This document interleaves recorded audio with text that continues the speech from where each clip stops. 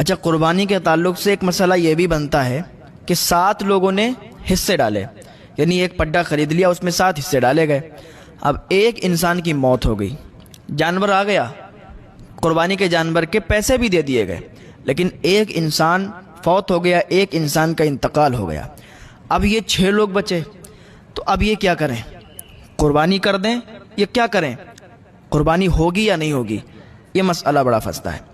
تو دیکھیں، اگر 6 لوگ بچے ہیں اور ایک لوگ کا انتقال ہو گیا، تو جس کا انتقال ہوا ہے اس کے ورثاء سے جا کے پوچھیں، اس کے گھر والوں سے جا کے، اس کے فیملی ممبر سے پوچھیں، اگر وہ اجازت دیتے ہیں تو قربانی جائز ہو جائے گی، قربانی کی جائے گی اور ان 7 کے نام سے قربانی ہو جائے گی۔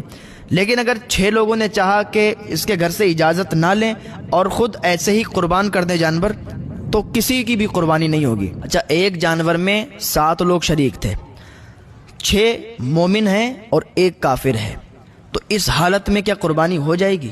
تو اس حالت میں قربانی نہیں ہوگی، قربانی جائز نہیں ہے۔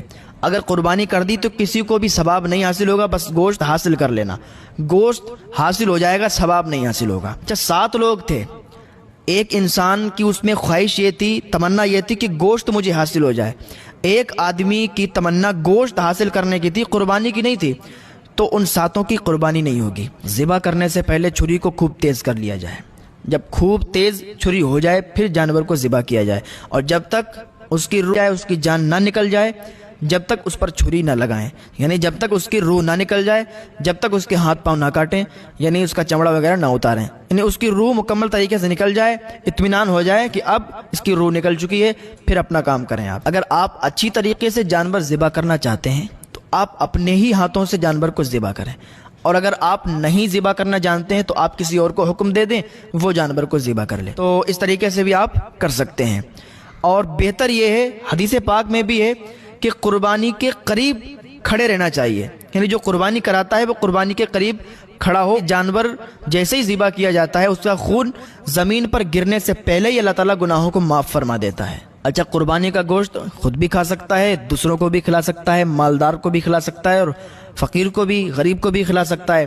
تو بہتر یہ ہے کہ 3 حصے کر لے، ایک حصہ اپنے لیے رکھ لے، ایک حصہ غربا میں تقسیم کر دے، اور ایک حصہ دوستو احباب کے لیے، رشتہ داروں کے لیے رکھ لے، ان کو دے دے۔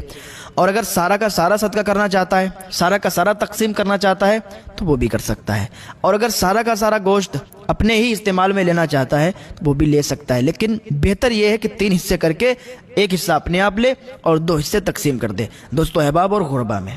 قربانی اگر منت کی ہے تو گوشت خود نہیں کھا سکتا ہے، اس گوشت کو صدقہ کرنا ہوگا۔ اچھا، قربانی کے تعلق سے ایک مسئلہ یہ بھی بنتا ہے